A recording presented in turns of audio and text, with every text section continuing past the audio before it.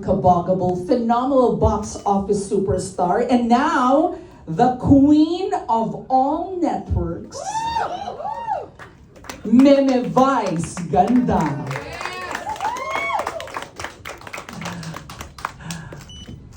Tawa ako dun sa Queen of All Networks.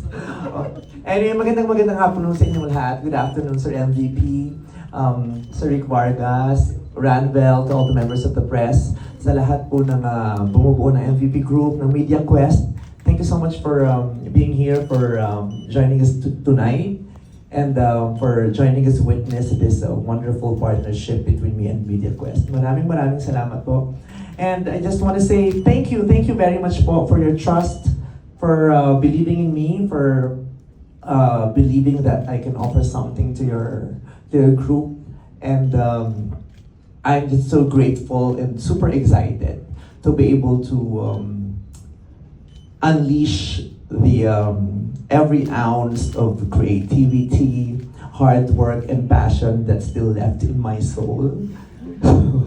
So sa ilang taon na rin akong araw-araw yung napapanood sa telebisyon, pero naniniwala pa rin naman ako na meron pa akong maibibigay, meron pa akong ibubuga, at natutuwa ako na sa mga karagdagang platapormang meron po kayo, mas magiging malaya ako at magkakaroon ng pribilehiyo yung makapagbigay pa ng magandang serbisyo sa mamamayang Pilipino sa pamamagitan ng kind of entertainment na ino-offer ko.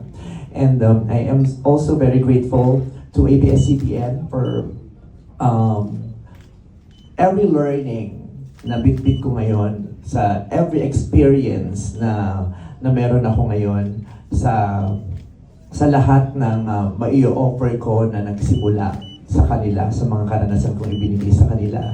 And I'm just so happy na sa mga partnerships ko now and in the future, ABS-CBN still will always be there to guide me and be part of every content and program that I will be doing. Maraming salamat po, Sir MVP, for allowing me to extend my talent to your audiences.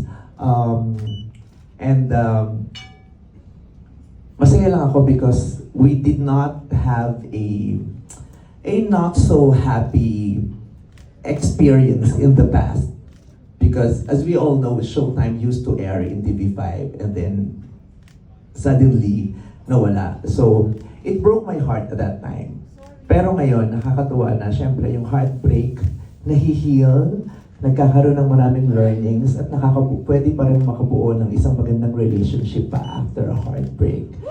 At I'm just super excited.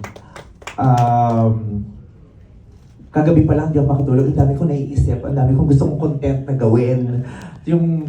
Hindi na naman ako mapakali. At ito yung gusto kong feeling, yung excitement. Because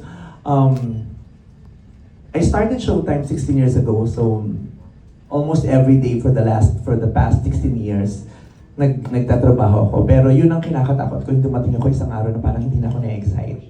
Yung parang feeling ko parang yun at yun, nagiging routinary na yung mga nagaganap. Yung kahit pumikit ako, kahit hindi ako maligo, alam ko na yung gagawin ko. This partnership gives me so much excitement. Na-ignite niya yung fire sa akin. Parang kinikiliti niya ulit ako, parang kumukulo na naman yung tiyan ko, yung lumalala yung acid reflux ko.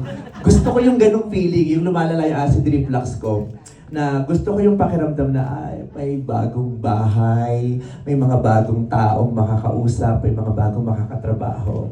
Gusto ko yun. Gusto ko yung challenge na yun dahil naniniwala ako na yung comfortability is the enemy of achievements. Diba? It's the enemy of excellence, yung comfortability. So gusto ko itong hindi ako masyadong komportable. At mas masusubo ko pa kung ano pa yung mga kaya kong ibigay. At maraming salamat po sa inyong tiwala at sa inyong tiyaga. Dahil hindi naman nangyari overnight itong partnership na to. So, thank you very much. And ayun lang. I hope I will be able to make myself and everyone who is behind this partnership really very proud. So, maraming salamat po, and sana po supportahan niyo po kami sa mga magagawa naming proyekto together. Thank you. Once again,